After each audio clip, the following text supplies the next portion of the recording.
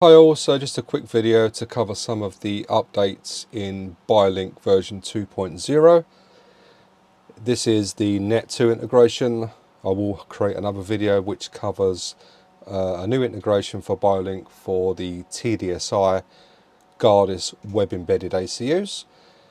But in this example we'll just look at the settings, options and configuration within Net2 itself.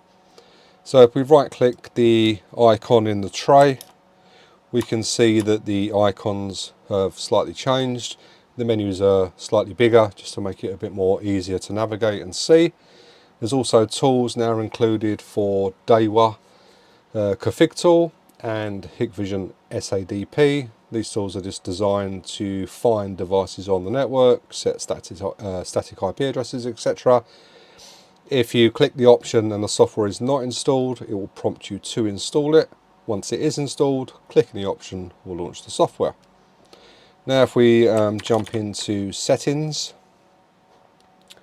if we click add device and click Dahua, I've got 3 devices on the network, one from Dahua, one from Hikvision, one from Suprema. So if we click in here now, we can see there's a new option to search for devices.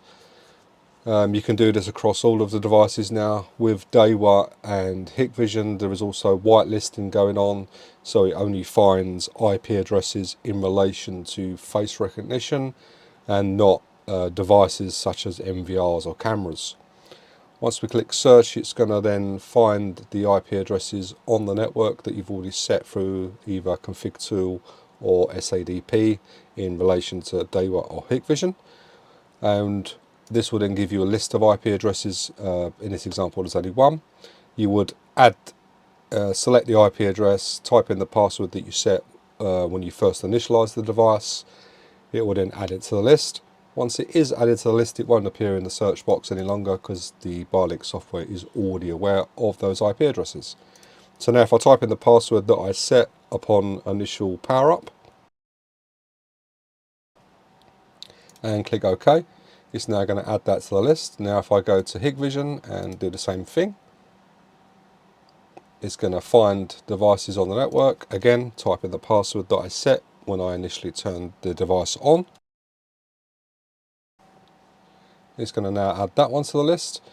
And for Suprema in relation to logging in, the software creates a random PIN once you install it, and then it allows you to log into the device using that random PIN that was generated on the per installation basis, and you can just click the show button to then toggle what that PIN is for your installation.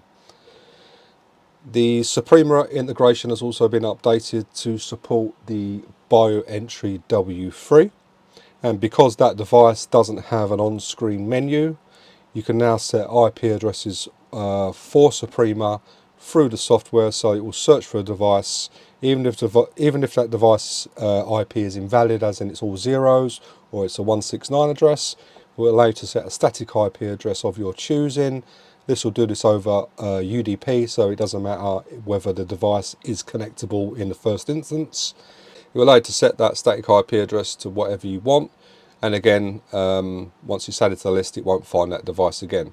If the device is already static, it will just find it and it won't prompt you. In this example, it will find an IP address.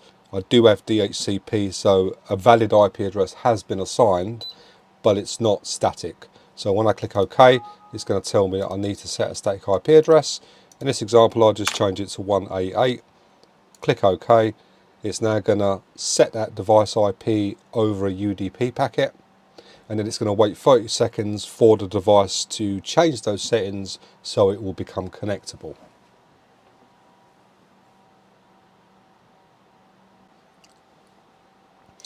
Now it's waited that 30 seconds, it was connectable and the IP address has changed to 188, what we set it to. Once I click OK, it's now going to connect to all of those readers. It's going to remove any templates that exist within them, and it's going to transfer all known templates from the BioLink server to those devices, and those templates are derived from the images that you save for users within Net2. So if it was a brand new installation and there were no users, it would connect remove templates just in case there was any left over from a device that might have been installed on a previous site, and obviously there'll be nothing to transfer, so they would sit there empty until you add users within Net2, capture their face via the webcam. The last thing that was updated was when we do sync all users from the context menu within the tray. Previously it would do it in blocks, so for example if there were 25 users and there were 3 devices, then there will be 75 actions, as in 25 users to transfer to 3 separate devices, and it would count down in blocks, so it would be 75 pending. Once 25 had been transferred, it would then drop down to 50, then 25, and then 0.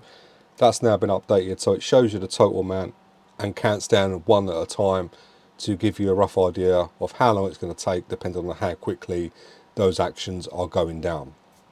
One last thing, sorry, there isn't actually an option to reboot devices, which I'll cover momentarily once these actions have gone. And then in the next video I'll cover BioLink working with the Guardis web embedded ACUs from TDSI. So one last option, if we click settings, we can now see there's a new option to reboot device. So in this example I'll just do Suprema because it makes a little beep sound. So if I click reboot, we'll get a notification on screen whether the command was successfully sent or not. If it is, then the device will reboot.